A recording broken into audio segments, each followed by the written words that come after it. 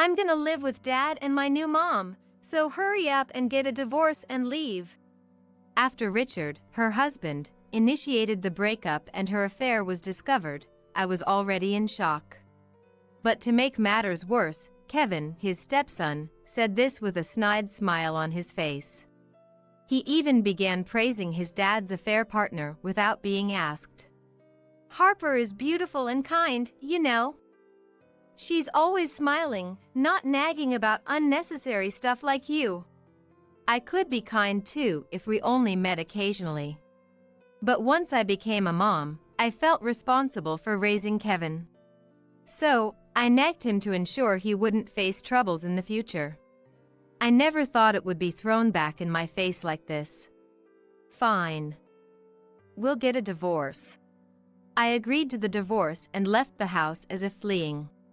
3 years later, the misunderstanding too appeared before me again. That's when I said it clearly. Heartless. And to think you were a parent. That's right. But I don't remember giving birth to you, nor are we blood related. Kevin, turning red with anger, indeed resembled Richard. I am Sophia, 25 years old.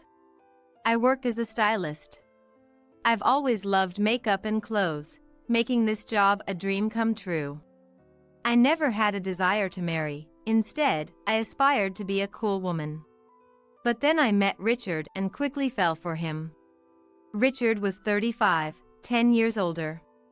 Our meeting was at a vintage clothing store I visited. Despite his long hair and beard, he had a gentle and handsome personality.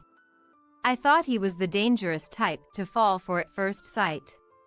Richard, naturally sociable, had a way of closing the distance with people and was touchy-feely. Moreover, he was good-looking and indiscriminate. Indeed, he cheated twice before we got married. And there were countless attempts at cheating.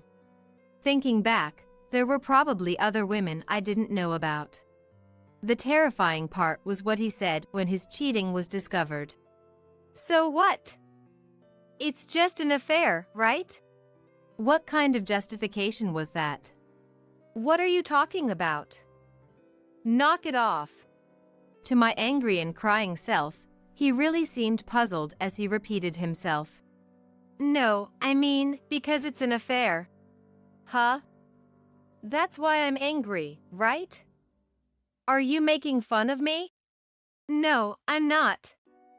An affair means it's just for fun, right? You're the only one who's serious about. Such an excuse was unacceptable. What culture? Each time something like this happened, I resolved to break up with him over and over again. But I could never win against his face, his inclusiveness, and the comfort he provided. When he proposed, I was so moved and felt genuinely chosen that I cried. My parents subtly opposed it, but I pushed through, and we got married. However, shortly after our marriage, a shocking fact was revealed. He's going to live with us from today. He said it so casually as he was petting a boy who looked about elementary school age. Wait. Who is this kid? Feeling a bad premonition, I asked, and he answered with a smile. My kid, Kevin. He's 10. I knew he had a history of divorce before we got married, but I had never heard anything about a child. When I pressed him on why he didn't tell me, Richard answered nonchalantly. Because you didn't ask. If you had asked, I would have told you. Normally, you'd tell someone that important without being asked. Is that so? But at that time, there was no plan to live with him. I'm hurt by what you call normal. Kevin was his child with his ex-wife, who was apparently getting remarried. Therefore, they decided to take Kevin in. We were newlyweds, and essentially, Kevin was pushed onto us. Kevin was a stranger to me, the child of Richard and his ex-wife. Honestly, I didn't want to take him in. I'm still only 25 years old. Yet suddenly becoming the mother of a 10-year-old was something I couldn't quite wrap my head around. But, unable to turn away a mere 10-year-old child in front of me, we ended up living together. Kevin too must be having a hard time being tossed around by his parents. I wanted to get along with him as much as possible. That's what I initially thought. First, to break the ice, I asked Richard about Kevin's favorite foods and made them enthusiastically. Tonight's dinner is hamburgers. I made a lot, so there's plenty for seconds. Cooking was a skill I was good at, so it wasn't a hardship. In fact, I think I rather enjoyed it. However, Kevin's reaction was so bad that it made me lose confidence. What's this? Gross. Is this some kind of punishment game, making me eat this? Is it bad? I hurried to taste it myself, and it was delicious. Even Richard said it was very delicious as he ate. Maybe it just didn't suit his taste. I'm sorry. Well, if you really can't eat it, we have instant food too. It's okay. I'll eat. It sounded like a kind response, considering my feelings, but what followed was tough. He kept saying it was disgusting and ate as if he was disgusted. It truly seemed like a punishment game. Of course, Richard said nothing. Ugh, just one more bite to go. I wanted to tell him he didn't have to eat it. But it's hard to say that to a child I just met. And he might not mean any harm. If it really just wasn't to his taste, I'd feel bad. So, all I could do was apologize to him. I'm sorry. Well, it can't be helped. I'll just have to endure it. Thus began my journey into parenting without any preparation. Even though Kevin was already 10 years old, having a child made the household chores feel exponentially more challenging. Of course, my job remained as demanding as ever. I pleaded with Richard for help. Housework and childcare are women's work, aren't they? But he dismissed it. When I tried to get Kevin to lend a hand, Mom never made me do stuff like that. He scoffed. Every time I heard responses like these, I couldn't help but feel irritated. In the end, doing all the housework myself was the easiest and quickest option. And just like that, 5 years flew by. Kevin turned 15 and became a middle schooler. We got used to each other and started to talk more freely, like a real family. But I felt it wasn't because we had become close. Kevin still criticized my cooking and refused to help around the house. Recently, he even started insulting my appearance and sense of style. For a stylist, Sophia, your ideas aren't that great. Stop it. It's hurtful when you talk like that. Dad's got way better taste, even though he's just a thrift shop clerk. Surprisingly, Kevin seemed to respect Richard. While he treated me poorly, I tried not to take it to heart. Considering I wasn't his biological mom, and perhaps there was some shyness involved. However, one day, it became clear that Kevin simply disliked me. What? What did you say? Huh? Didn't you hear? I want a divorce. Coming home late from work, Richard, while eating the dinner I prepared, brought up divorce. Why all of a sudden? Is it another affair? Richard nodded. Well, Sophia, you've changed a lot. I guess it can't be helped at 30, but you just don't feel like a woman to me anymore. Richard spoke indifferently while Kevin, opposite him, sipped his soup with a mobile phone in hand. I knew I shouldn't let Kevin hear such things. That thought made me instinctively try to stop Richard in that moment. I get it. She totally looks like an auntie. Just like Dad said. My mind went blank. The two of them laughing together. The food they were eating was something I got up early before work to make. The clothes they were wearing were washed by me. The reason they could relax in a clean room was because I cleaned it. The more I thought about it, the angrier I became. Who do you think made me into an auntie? After you guys dumped all the housework on me. Sophia? Why are you getting mad? We're just eating. It's strange to bring up breaking up during a family meal. That's when he burst out laughing. Looking at him, he was laughing. When our eyes met, he tried to suppress his laughter even more. What's so funny? Well, I don't remember being born to you. We're not even blood related. Richard, Truly, laughed as well. I felt my face heating up all at once. My vision blurred with tears. For at least these 5 years, I thought I was part of the family. I took responsibility in school events, household chores, as a wife and as a mom. But none of it seemed to have gotten through to these two. Crying, huh? Well, anyway, that's how it is. I can't feel that way about Sophia anymore. I was unable to respond, choked by sobs and overwhelmed with tears. Crying is just troublesome, you know. He sighed. Kevin nodded in agreement and, with a sneer directed at me as I was in tears, said, I'm going to live with Dad and my new mom, so hurry up and get a divorce and leave. Then, without being asked, he started talking about how attractive his dad's new partner, the affair partner, was. She is 25 years old. A former model, now an esthetician. Apparently, she is quite wealthy and gives him an allowance every time they meet. I was shocked to find out that Kevin had met the affair partner multiple times. Was that why he started demeaning my appearance? Harper is beautiful and kind. She's always smiling, not nagging about unnecessary things like Sophia. I could be kind too if we only met occasionally. But once I became a mom, I thought I had a responsibility to raise Kevin. So, I nagged him to ensure he wouldn't face troubles in the future.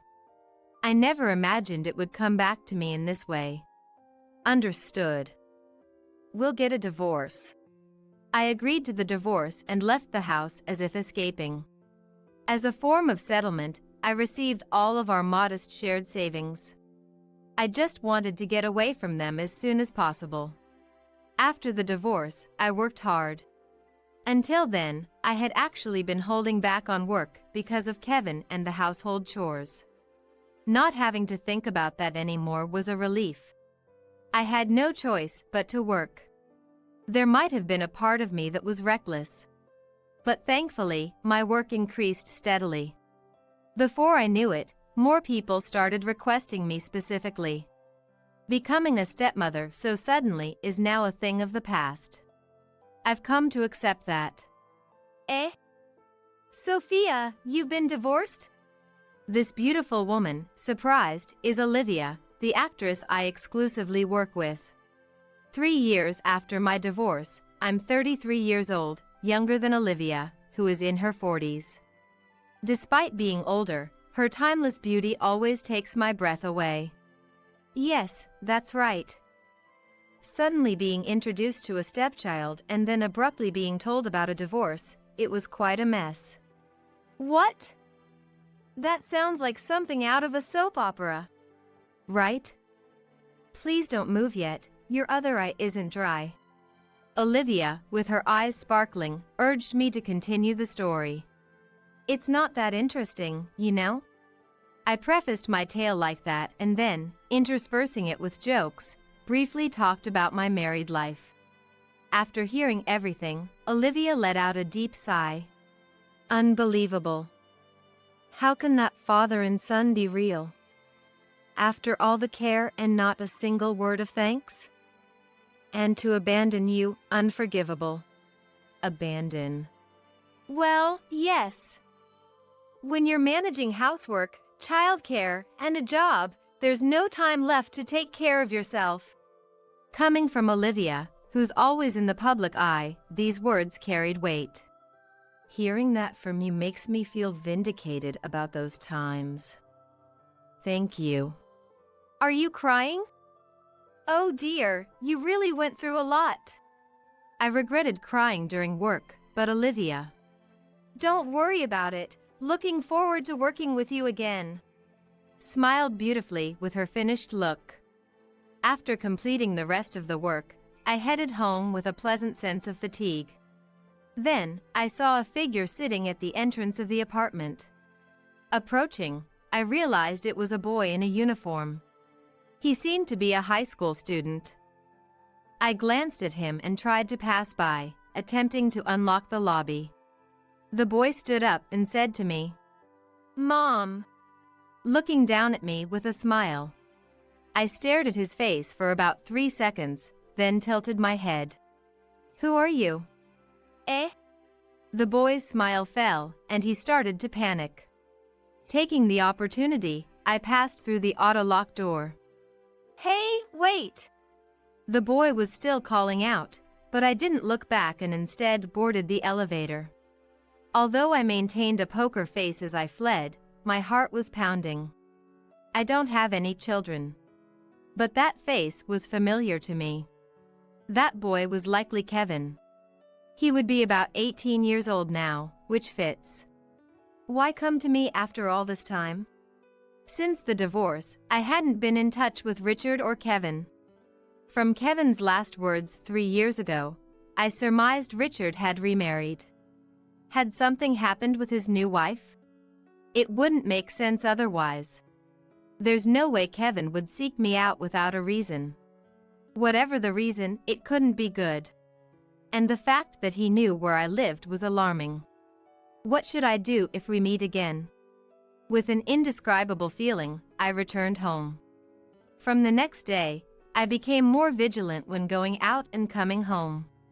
For a while, there was nothing unusual, but the following week, I saw a figure at the apartment entrance again. He hadn't noticed me yet, so I took a closer look and, sure enough, it seemed to be Kevin. It was just past 6 p.m. Since it was summer and the sun was high, it was bright outside, and being a residential area, people were passing by. With this, I figured I could call for help if anything happened. Just in case, I had a personal alarm in my pocket and my mobile phone ready in my left hand as I approached the entrance. This time, the boy noticed me sooner and stood up. He came over to me with an uneasy demeanor. "Long time no see," and showed a smile. Sure enough, the boy was Kevin. "Why did you run away last time?" "What do you want?" Cutting off the conversation abruptly and asking bluntly, Kevin showed a displeased face. "That's cold. To meet your son after so long." "Huh?" I frowned, and for some reason, he looked surprisingly puzzled. "What? Aren't you happy to see me after such a long time?" "Why would I want to see you after how we parted ways?" I found it strange that he thought I would be pleased. If anything, I had hoped never to see him again. "So, what do you want?" Kevin answered reluctantly. "Can you help Dad?" "Dad, as in Richard?" "Yeah." Kevin started to explain in a rush, as if pleading for me to listen. After our divorce, Richard remarried Harper, the woman he had an affair with. They moved out of their apartment and into Harper's. At first, they enjoyed being a happy family of 3, but gradually, Richard and Harper began to argue more frequently. "Dad's attractive, so naturally, he has a lot of women around him. Harper didn't find that funny." "That's understandable. Richard wouldn't hesitate to cheat, not being the type to avoid affairs. And since Harper herself had snatched him away, there was always the risk of him being taken from her. It's natural for her to feel insecure." "So, after a big fight last month, Harper finally left." "But isn't the place you're living in Harper's house?" "Yeah, but she left anyway." "Maybe she had a family house nearby. Or moved in with a friend. At any rate, Richard is an adult. Surely he can manage without Harper." Frankly, I couldn't care less. "If you're worried, you could visit his workplace or have Richard look for her. There are ways to handle this." "That's why I came to you, right? Hoping you'd help." Do I have to spell it out for you? Kevin clicked his tongue loudly and stamped his feet in frustration. Apparently, he found my address purely by chance. He happened to see me entering this apartment and had been lying in wait on the days he could come ever since. I see. It was just by chance. That's all I was worried about. I had been anxious he might have looked me up on social media or something, but if it was just a coincidence, that was a relief. Feeling clear-headed, I turned to enter the apartment. Kevin was surprised and quickly grabbed my arm. What the hell? Wait. Why are you trying to go back inside? Well, I'm going home. You should be grateful I even listened to you. We're strangers now.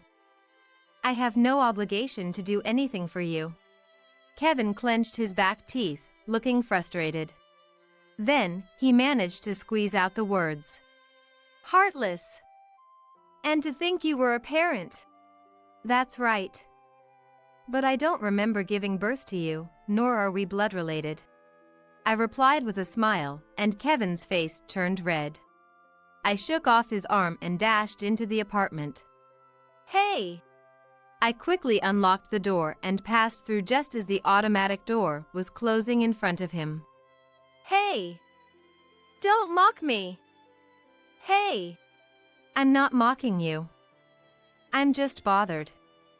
Also, if I see you again, I'll call the police. Don't come here again. I was worried he might not have heard me through the automatic door, but seeing Kevin fall silent, he likely did. What a waste of my time. I truly didn't care about Richard and his wife's current situation. Yet, just before bedtime, I received a call from Richard. It had been 3 years. With a sigh, I answered the phone. Long time no see. How are you? Long time. I'm fine. So, what?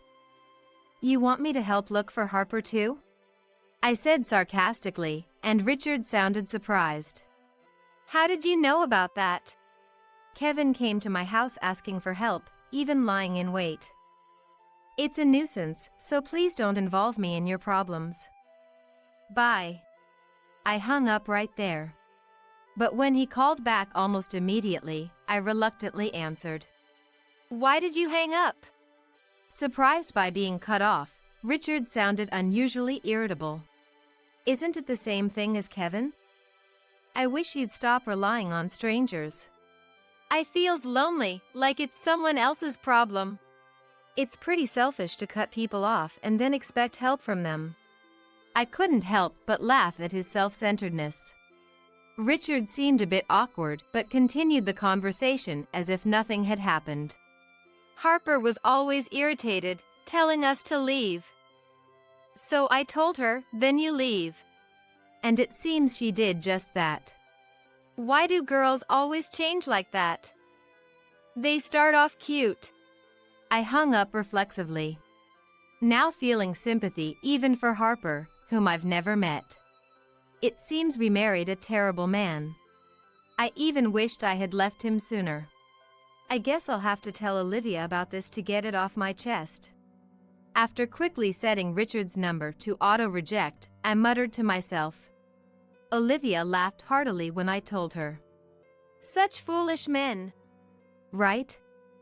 I have a feeling he might still show up, which is annoying. There are men like that. Even after breaking up, they think they can still rely on their ex. Olivia said this with a pensive look. Leaning her cheek on her hand, even this gesture was somehow attractive. What should I do? Though I mentioned calling the police, I wasn't sure how much that would deter them. I doubted the police would take it seriously if I actually contacted them. As I pondered, Olivia said with a laugh. Well, they say the enemy of my enemy is my friend, right? Eh? Ah, I see. Motivated by Olivia's advice, I decided to take action.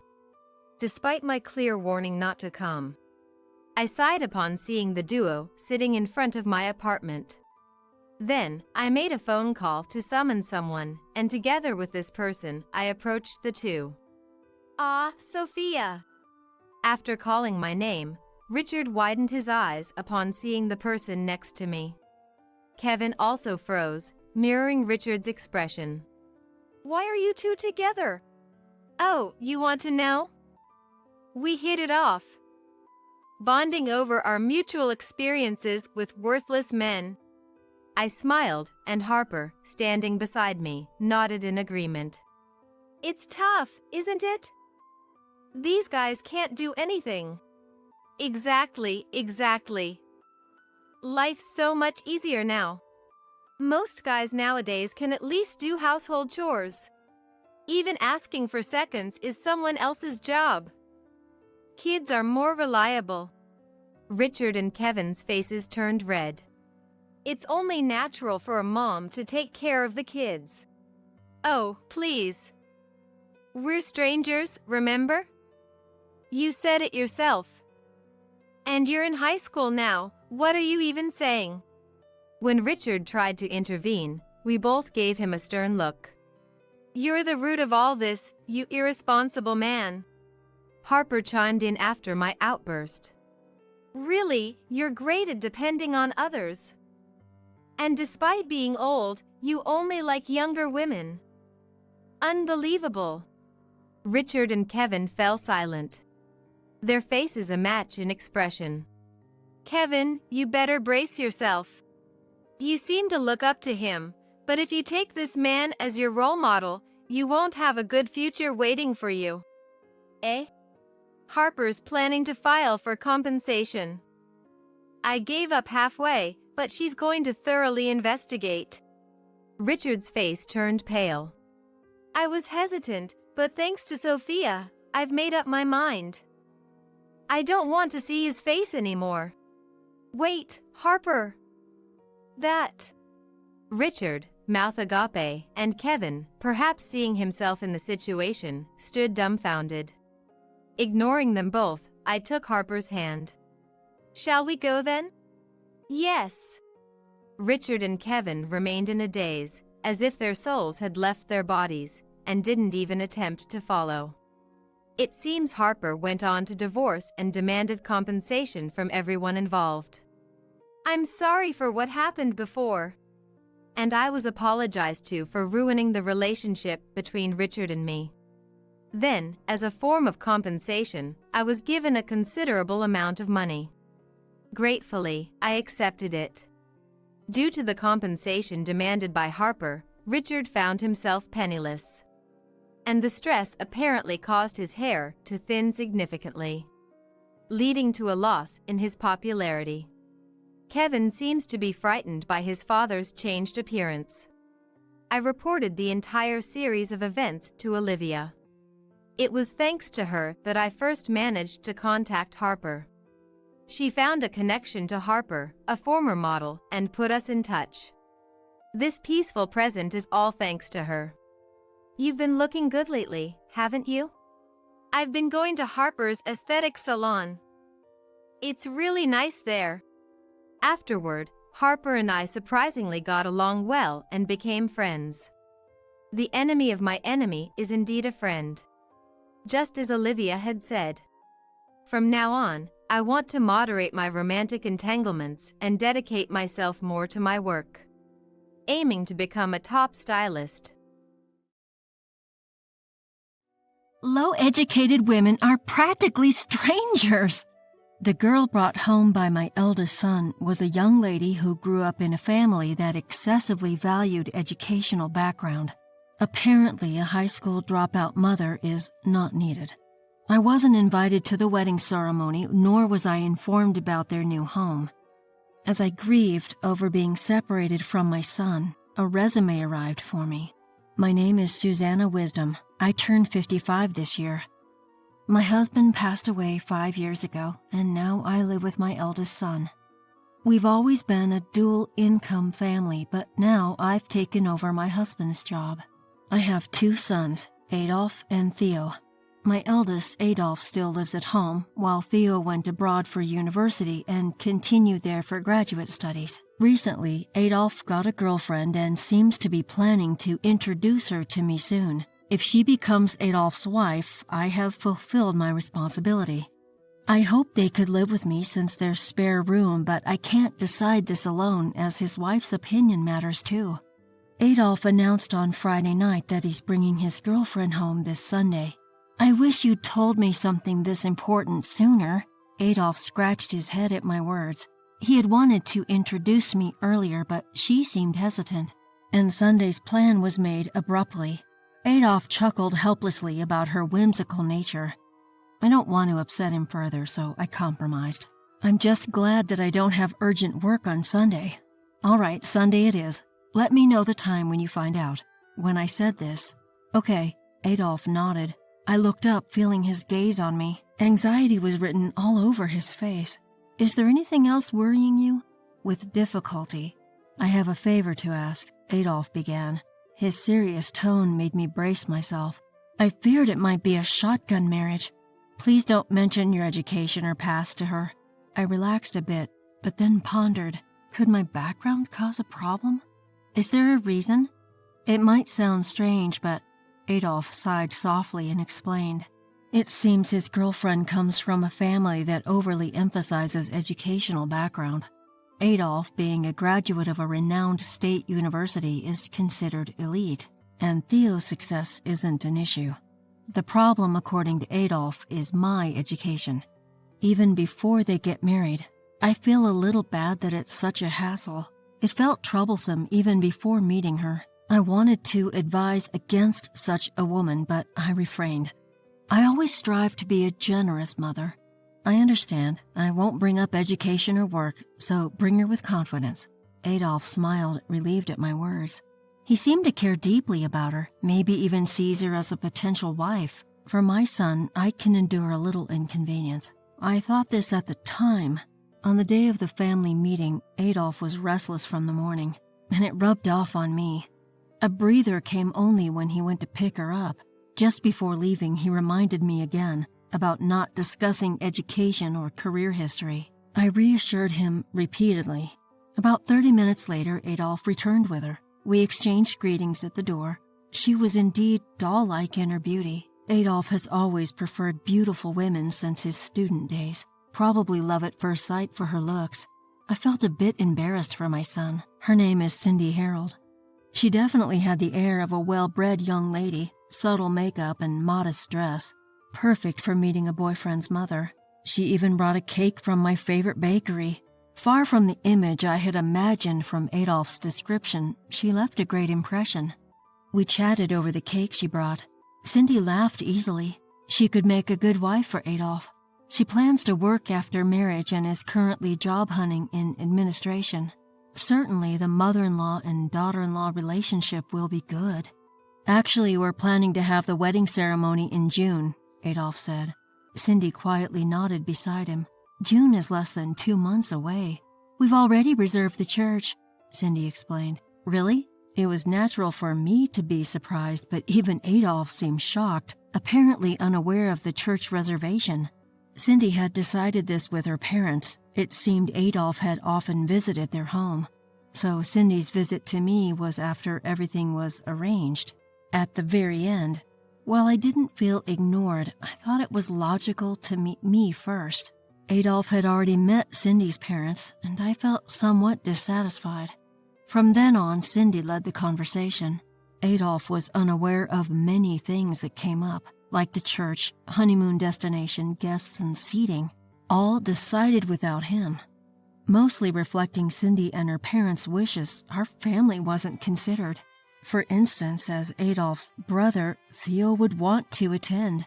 I thought he could manage to return, but what if he couldn't? Also, I refrained from mentioning Adolf's workplace at his request, but I wanted to invite people who helped him get his job. I might seem old-fashioned, but I have my standing, too. If she's marrying Adolf, she should give him more respect. Cindy seemed oblivious to my feelings, proudly sharing her plans. She appeared to believe her decisions were perfect, needing no input. She wasn't selfish, but very determined. Adolf would likely always be led by her. Thinking of the future made me sigh. Then the worst happened. Cindy hadn't visited since her first greeting, and no family meetings occurred. I hadn't met her parents and felt anxious as the wedding neared. When I asked Adolf about the ceremony preparations, "Are the preparations for the wedding ceremony underway?" his vague answers gave no clarity. As the wedding date approached, he avoided me. When I asked if he had contacted Theo, he said he hadn't due to it being last minute. "It's all going to be a small family ceremony." That's all Adolf told me. If it's just family, shouldn't we wait for Theo? Otherwise, I might be the only one from Adolf's side attending. I wondered if Cindy had considered this. The details of their post-marriage life were also unclear. Adolf seemed to be packing his things, probably moving out, but he never discussed a new home with me. It all seemed to be happening without my knowledge. It was a Saturday. Adolf left early, saying he had things to do. Normally he'd sleep in on Saturdays, but he was busy. Maybe it was work-related. That's what I thought. "Take care. What time will you be back?" "I won't be back today. I'm staying over, and I'll be away for a while starting the day after tomorrow." He said this without looking at me in a hurry. Maybe a long business trip. His job often requires them. Maybe he's more motivated since getting engaged. "Okay, it's tough, but good luck." I sent him off, thinking it was work. Looking back, I feel foolish. Adolf didn't return that night. He came back the next day around noon with Cindy. They both looked tired but happy. "It's been a while. Was it a wedding planning meeting?" I asked Cindy while serving her coffee, to which she responded with a slightly malicious smile. I was surprised. I hadn't seen her make such an expression. "The wedding ceremony was completed yesterday as planned, so no more meetings needed." I was speechless at Cindy's words. The wedding had already happened. Of course I wasn't there, nor was I invited. I had only heard from Adolf about a small family wedding a few days ago. "What do you mean?" "You're just slow because of your low education, right?" Cindy said this in a tone that seemed to reveal her true nature with a mocking smile. "Listen, I've always been in famous private schools from kindergarten, elementary, junior, and high school, leading a brilliant life. I graduated from a well-known state university. Naturally, my parents are also elite state university graduates. I was born an elite." Cindy seemed very pleased with herself. "You must be surprised your son married such a beautiful, high-educated lady from a top family. I was surprised once, too." "What are you talking about?" "I heard from Adolf. You dropped out of high school." Adolf later told me that, surrounded by Cindy's relatives, he had to talk about my and Theo's education before they let him leave. "So you didn't let me attend the wedding because I'm a high school dropout?" My voice was surprisingly low. Cindy was unfazed, believing she was absolutely right. "Low-educated women are practically strangers," she said with contempt, looking at me as if I were something dirty. "Strangers have no right to attend a family-only wedding ceremony. We have no obligation to tell them where we'll live. Please cut ties with Adolf from today. I can't introduce someone with a high school dropout in their family to my friends and relatives. It's too embarrassing." Her cuteness during our first meeting seemed like a lie. I looked at Adolf, who was small and looking down. "It was a close call not knowing you were a high school dropout until the end. It's good we prevented it." Cindy seemed pleased with herself as she demeaned me. Finally, she pulled Adolf's arm and left the living room. I was so shocked that I couldn't chase after them and just watched them leave. True to Cindy's words, I wasn't informed of their honeymoon destination or new home. During their honeymoon, movers came to take Adolf's things. When I asked where they were going, "We've been asked not to tell," they said awkwardly. I was so angry, I contacted my friend Shirley, who always helps in both personal and professional matters. After hearing the story, she came right away. Seeing my empty house after Adolf's things were removed, I told her everything, including not being informed of the wedding or their new address. After calmly listening, "It must have been tough, but I have thought of a way to get back at her," she said. She showed me a document and our counter-attack began. Finding their new address was surprisingly easy.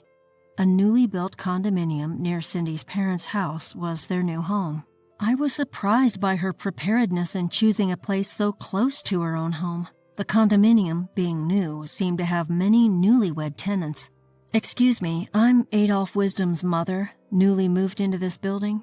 Actually, I introduced myself to the building manager and the coincidentally present owner, explaining my concerns about not knowing where my son was and the treatment I received from his wife. I told them everything about Cindy. The manager mentioned that Cindy was polite when the owner was around, but changed when they were alone. Once, she berated him for being late with the mail, saying, "Low-educated people are so slow, just like your mom." Adolph was there, being scolded too. The owner was surprised that his story matched mine. When I told the story of how they treated me, my now daughter-in-law, as an outsider and didn't let me attend the wedding ceremony, the owner cried with empathy. He sympathized with me, saying he would be scared if his son brought home such a bride. Currently, they're on their honeymoon.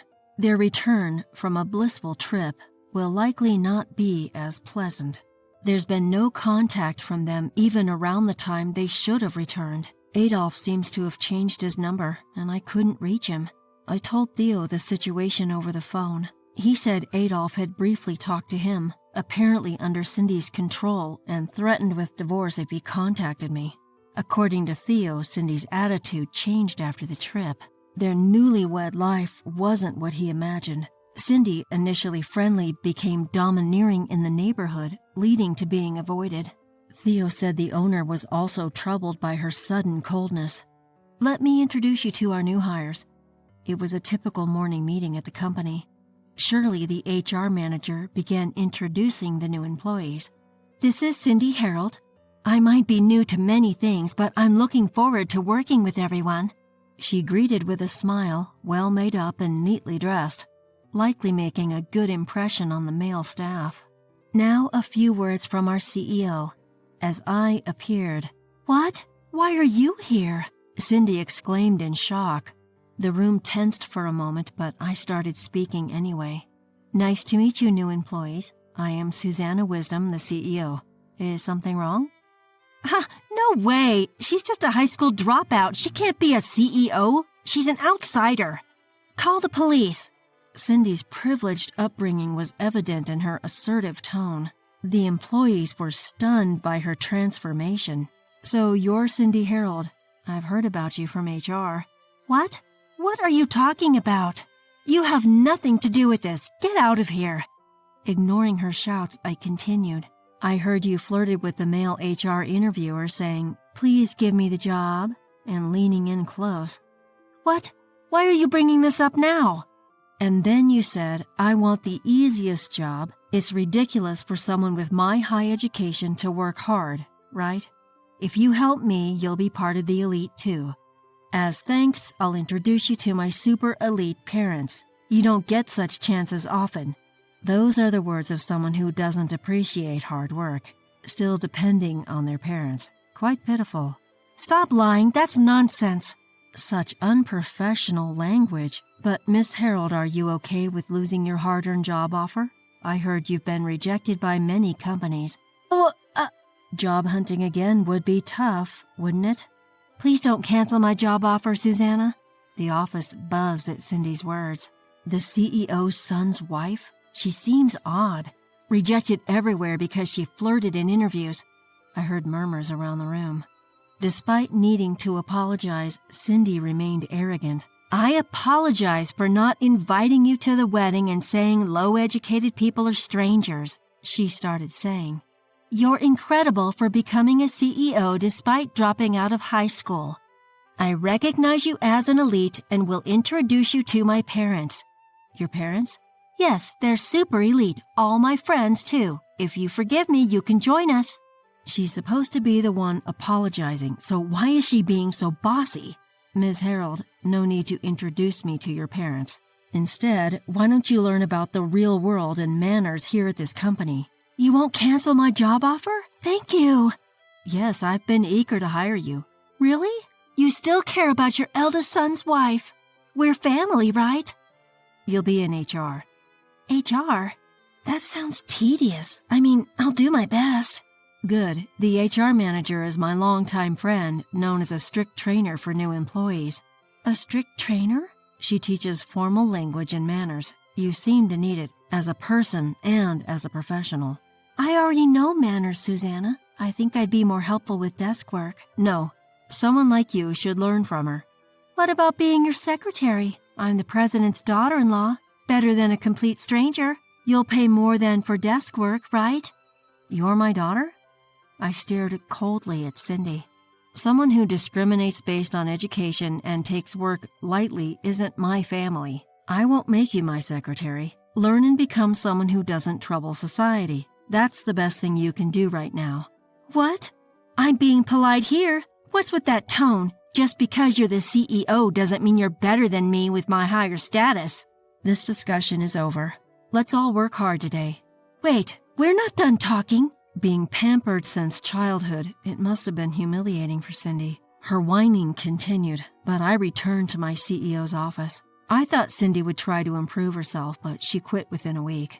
She was fired for continuous, unexcused absences without even submitting a resignation letter.